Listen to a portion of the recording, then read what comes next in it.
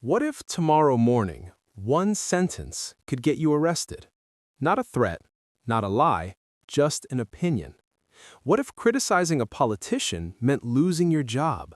What if sharing an idea online could make you disappear? For billions of people around the world, that isn't a thought experiment, it's daily life. But in America, there is one idea that stands between power and silence: freedom of speech. And the uncomfortable truth is this: the moment we stop defending it, especially for people we disagree with, we start to lose it. Have you ever stopped to think about how incredible it is that you can just say what's on your mind? You can tweet your frustrations about a politician, write a blog post criticizing a new law, or even stand on a street corner and share your beliefs with passersby.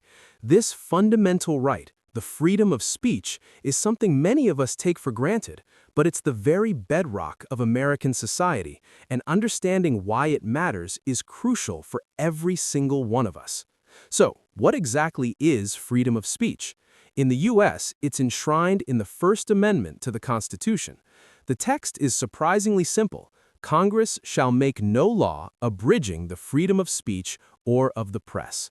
At its core, this means the government can't punish you for your words, your ideas, or your beliefs. It's a protection against government censorship. Now, this doesn't mean you can say anything you want without any consequences. Private companies can have their own rules, and there are specific, narrow categories of speech that aren't protected, like direct incitement to violence, defamation, or true threats.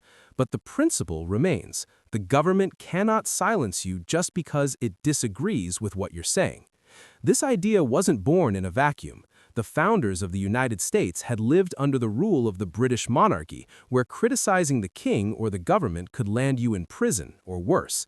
They understood that for a true democracy to flourish, the people needed to be able to speak freely, to debate ideas openly, and to hold their leaders accountable without fear of reprisal.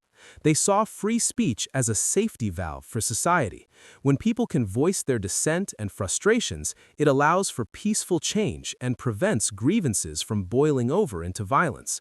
Think about it. If you can't protest, if you can't criticize, what's left?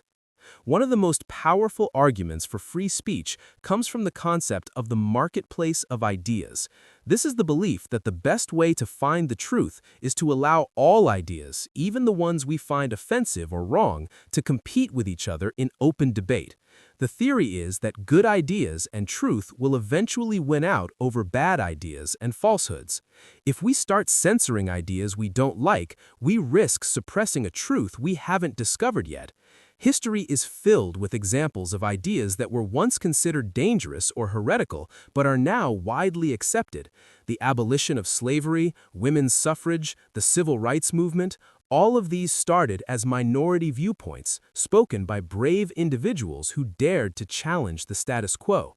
If their speech had been silenced, where would we be today? This is why protecting speech we hate is just as important, if not more so, than protecting speech we agree with. It's easy to support free speech for people who share our views. The real test comes when we have to defend the right of someone to say something we find utterly repulsive. The principle is that once we allow the government to start drawing lines and deciding what speech is acceptable and what isn't, we give it a power that can easily be abused. The same tool used to silence a neo-Nazi today could be used to silence a civil rights activist tomorrow. The standard has to be consistent for everyone, or it's not a principle at all, it's just a weapon to be used by whoever is in power. Freedom of speech is also the engine of progress and innovation. Every major scientific breakthrough, every artistic movement, every social advancement was born from someone questioning the conventional wisdom. Galileo was condemned for saying the Earth revolved around the sun. Artists have constantly pushed boundaries, forcing us to see the world in new ways. This creative and intellectual ferment can only happen in an environment where people are free to think differently and express those different thoughts. When you restrict speech, you freeze society in place, you stifle creativity, you halt scientific inquiry, and you prevent society from adapting and evolving. Now, let's talk about the digital age. The internet and social media have completely transformed the landscape of free speech. On one hand, they have given a megaphone to billions of people. Anyone with a smartphone can now broadcast their thoughts to a global audience. This has been incredibly empowering for marginalized voices and social movements around the world. We've seen entire revolutions organized on social media. But it's also created new challenges. How do we deal with the rapid spread of misinformation and disinformation? What is the role of large tech companies, these private platforms that have become our new public squares? These are complicated questions without easy answers. When platforms deplatform certain users or moderate content, are they infringing on free speech? Legally, in the U.S., the First Amendment applies to the government, not private companies. A platform like YouTube or Twitter is a private entity and can set its own terms of service. However, because these platforms have become so central to public discourse, their decisions have a massive impact on who gets to speak and who gets heard. This is a debate that is raging right now, and it gets to the heart of what free speech means in the 21st century. Another critical aspect of free speech is the freedom of the press.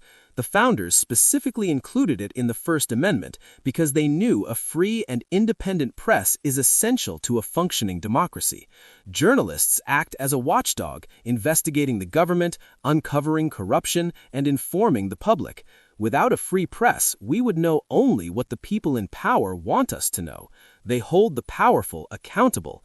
When you hear politicians attacking the press or calling journalists the enemy of the people, it's a direct assault on this fundamental pillar of our democracy. A healthy democracy requires a public that is well informed, and that's impossible without journalists who are free to do their jobs without fear or favor. So why does all this matter to you personally? It matters because freedom of speech is linked to every other freedom you have. It's the right that protects all other rights. It allows you to advocate for political change, to practice your religion freely, to assemble with like-minded people, and to demand justice. It allows you to be an individual, to form your own opinions, and to express your unique identity. It's about personal autonomy and human dignity. It's the right to think for yourself and to share those thoughts with the world. But this right comes with a responsibility. The best way to combat speech you disagree with is not with censorship, but with more speech, with better arguments, with more compelling evidence. It requires us to engage with ideas we don't like, to listen to people we disagree with, and to be willing to defend our own beliefs in the marketplace of ideas. It can be messy, it can be uncomfortable, but democracy is supposed to be messy and uncomfortable. Living in a free society means accepting that you will hear things you don't like, you will encounter ideas you find offensive, you will see people protest things you hold dear, but that is the price of freedom. The alternative, a society where a government authority decides what you are allowed to say, think, and hear, is far, far more dangerous. So the next time you post a comment online, share an article, or have a debate with a friend, take a moment to appreciate the incredible freedom you're exercising. It was hard-won, it's constantly being challenged, and it's something we must actively work to protect for future generations. Don't take it for granted. Use it, cherish it, and defend it, not just for yourself, but for everyone. Thanks so much for watching. If you found this video thought-provoking, please hit that like button and subscribe for more content about the ideas that shape our world. I'd love to hear your thoughts on freedom of speech in the comments below. Let's start a conversation.